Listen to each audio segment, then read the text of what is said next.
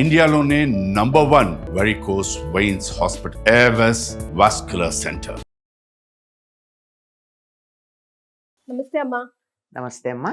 మహాలయ పక్షాలు వస్తున్నాయి. అంటే చాలా చాలా ఇంపార్టెంట్ డేస్. ఈ రోజుల్ని చక్కగా సద్వినియోగం చేసుకుంటే తరతరాలు మొత్తం వంశం ఉద్ధరింపబడుతుంది అని చెప్తూ ఉంటారు. అవునమ్మా. సో ఎలా? ఎందుకంటే కుటుంబంలో సౌఖ్యం ఉండాలన్నా, మంచి సంతానం కలగాలన్నా, వంశం అభివృద్ధి చెందాలన్నా పితృదేవతల అనుగ్రహం ఉండాలి. చాలా మంది అంటూ ఉంటారు, మాకు పిల్లలు కలగట్లేదండి, మాకు డాక్టర్ల దగ్గరికి వెళ్ళాము, డాక్టర్లు ఏం లోపం లేదంటున్నారు, జాతకాల్లో కూడా ఏం లోపం లేదంటున్నారు, అయినా మాకు పిల్లలు కలగట్లేదు ఏమిటి అని అడుగుతారు. అడిగితే వాళ్ళకి ఒక్కటే సొల్యూషన్, మీరు పితృదేవతలకి ఏం చేస్తున్నారు? శ్రాద్ధాలు పెడుతున్నారా? ఒక్కొక్క పద్ధతిలో ఒక్కొక్కళ్ళది ఒక్కొక్క పద్ధతి ఉంటుంది. కొంతమందికి సంవత్సరం తద్దినాలు పెడతారు అదే తిథి రోజున, అందరూ పెట్టరు. కొంతమంది సంవత్సరానికి ఒకసారి ఇదిగో పెద్దల అమావాస్య అని చెప్తూ ఉంటాం, అంతే కదా, మహాలయ అమావాస్య అనేది ఆనాడు పెట్టుకుంటారు. తప్పనిసరిగా పెద్దల అమావాస్య అని అంటారు, మహాలయ అమావాస్య అంటారు. ఆ రోజు పెట్టుకుంటే మనకు ఆ తేదీలు ఎప్పుడు పోయారో ఏమిటో తెలియని సందర్భాలు కొన్ని ఉంటాయి. ఏదో ఎక్కడికి వెళ్ళిపోయారో తెలియదు, ఇంట్లోంచి వెళ్ళారు, ఉన్నారో లేదో తెలియకుండా మాయమాడాలు ఇట్లాంటివి జరుగుతాయి కదా. అట్లాంటి వాళ్ళందరికీ కూడా ఆ రోజున ఎవరెవరు మనకి తెలిసిన వాళ్ళు ఉన్నారో వాళ్ళందరికీ ఆ రోజున మహాలయ అమావాస్య నాడు పెడతారు. ఇంకా సంప్రదాయంగా ఉన్నవాళ్ళు ఏం చేస్తారంటే, ఏ తిథి నాడు వీళ్ళ పూర్వులు పెద్దవాళ్ళు శరీరం వదిలారో ఆ తిథి నాడు మళ్ళీ ప్రత్యేకంగా తద్దినం పెట్టినంత స్థాయిలో పెడతారు. అంటే ఉదాహరణకి సప్తమి అనుకో, మహాలయ పక్షాల్లో వచ్చే సప్తమి నాడు మళ్ళీ తద్దినం పెట్టినంత స్థాయిలోనూ పెడతారు. కానీ అలా 3-4 పెట్టాల్సిన అవసరాలు ఉంటాయి కొంతమందికి, అంతే కదా. అట్లాంటి వాళ్ళందరికీ కూడా మహాలయ అమావాస్య నాడు పెట్టేస్తారు. ఈ 15 రోజుల్ని పితృపక్షాలు అంటారు. అంటే పితృదేవతలకి సంబంధించినటువంటి రోజులు. ప్రత్యేకంగా సంవత్సరంలో ఈ రోజుల్ని అట్లా ఎందుకు డివైడ్ చేశారు అమ్మా? ఎందుకంటే ఉత్తరాయణం అంతానేమో దేవతలకి సంబంధించిన కాలం, దక్షిణాయనం అంతా కూడా పితృదేవతలకు సంబంధించిన కాలం. దక్షిణాయనం మొదలయ్యింది ఎప్పుడు మొదలైంది? మొన్ననే ఆషాఢ మాసంలో మొదలైంది దక్షిణాయనం. దాంట్లో మధ్యకాలం ఇది. ఈ తర్వాత ఏం జరుగుతుందంటే ఆశ్వయుజ మాసం వస్తుంది. మహాలయ పక్షం మర్నాడు వచ్చేది ఆశ్వయుజ శుద్ధ పాడ్యమి. ఆశ్వయుజ మాసాన్ని ఒకప్పుడు సంవత్సరాదిగా పరిగణించేవారు. అంటే సంవత్సరాన్ని 2 భాగాలుగా చేస్తుంది అదని. అప్పుడే మనకి దసరా నవరాత్రులు, శరన్నవరాత్రులు ప్రారంభమవుతాయి. దీనికి సంబంధించి ఒకటి ఏం చెప్తారంటే, ఈ సంవత్సరం మొత్తాన్ని కూడా లయం చేసేయడం అయిపోతుంది.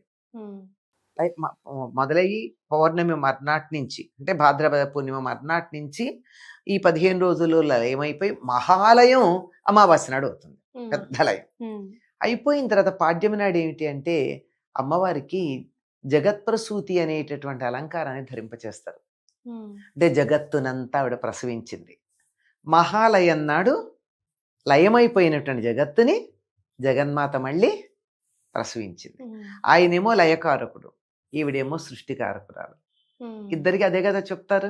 అమ్మవారు నేను శివుణ్ణి, లయకారకుడు మొత్తం సృష్టినంతా పాతదైపోయింది, ఎందుకు ఇది, దాన్ని కొత్త తెచ్చుకుందాం, పాతదాన్ని అంతా తీసేద్దాం అని చెప్పి అలా తీస్తే, నువ్వు తీసేసావు కదా, మళ్ళీ నేను దాన్ని కొత్తగా సృష్టిస్తానని చెప్పి అమ్మవారు ఆశ్వయుజ పాడ్యంకి ఆవిడ సృష్టి చేయడం ప్రారంభిస్తుంది.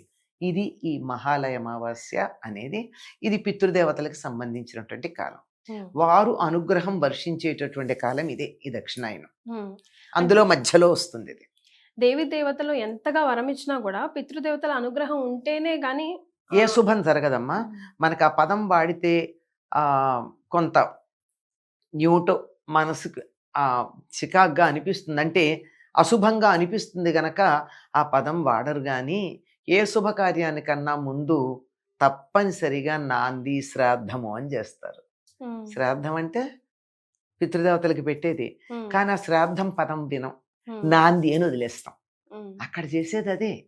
పితృదేవతలని తృప్తిపరచిన తర్వాత మాత్రమే వివాహం చేసిన, ఒడుగు చేసిన, గృహప్రవేశం చేసిన, ఏ శుభకార్యం చేసినా ముందు పితృదేవతలను ఆరాధించి తర్వాతే దేవతలను ఆరాధిస్తారు. దేవతలను ఆరాధించేటప్పుడు కొంచెం అటు ఇటుగా చేసినా వాళ్ళు ఏం పట్టించుకోరు, వాళ్ళు ఎప్పుడు హ్యాపీ మూడ్లో ఉంటారు. కానీ పితృదేవతలు అట్లాగా చాలా కోపం ఎక్కువ పితృదేవతలకి. చిన్న తేడా వచ్చినా వాళ్ళు భరించలేట.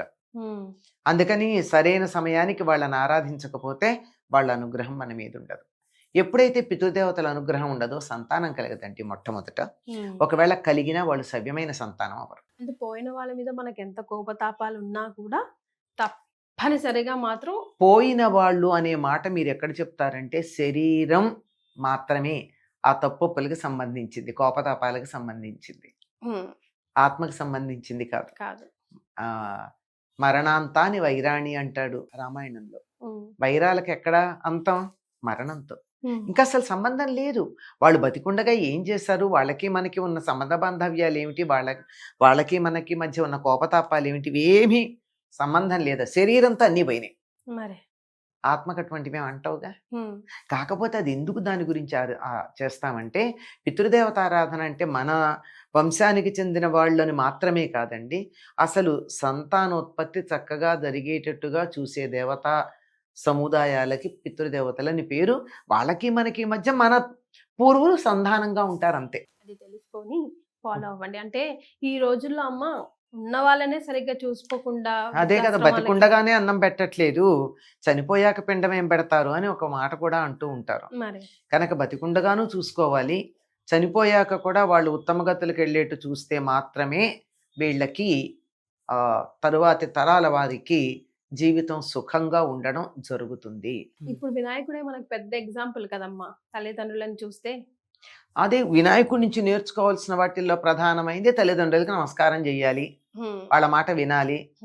ఇంకా నాకు ఎప్పుడూ అనుకుంటూ ఉంటాను, ఏ కథల్లోనూ లేదు కానీ నా ఉద్దేశం, ఆయన బోలెడు మోదకాలు పైకి కైలాసానికి పట్టుకొస్తాడు కదా, తను తిన్నన్ని తింటాడు, పొట్ట నిండేటంతగా, గట్టిగా చెప్పాలంటే పగిలేటంతగా తిని. అక్కడ ఒక మాట ఉంది, తన వాహనమైన ఎలుకకు కూడా ఇచ్చాడు, చేతుల్లో పట్టుకున్నాడు. చేతుల్లో ఎందుకు పట్టుకొచ్చాడు కైలాసానికి వస్తూ?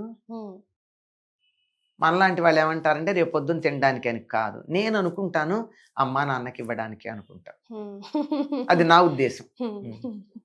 ఆ తర్వాత వెంటనే వస్తుంది కాబట్టి కనీసం ఆ ఎంకరేజ్మెంట్ ని కొనసాగిస్తూ పితృపక్షాలని మనం అంతా కూడా సద్వినియోగం చేసుకోవాలని మనస్ఫూర్తిగా కోరుకుందాం. ధన్యవాదాలు అమ్మా. నమస్తే అమ్మా.